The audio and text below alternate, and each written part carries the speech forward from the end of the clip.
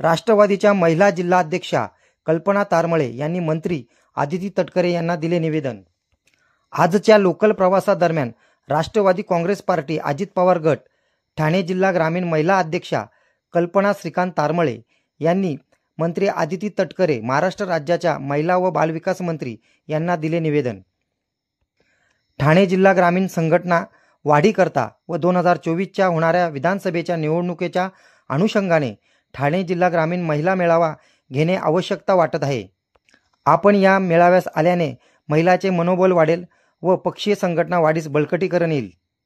या आशयाचे निवेदन राष्ट्रवादी काँग्रेस पार्टी अजित पवार गटाच्या जिल्हा महिला अध्यक्षा कल्पना श्रीकांत तारमळे यांनी आज मंत्री आदिती तटकरे हे लोकल प्रवास करताना हे निवेदन देऊन त्यांना मेळाव्याला वेळ देण्याची विनंती केली आहे।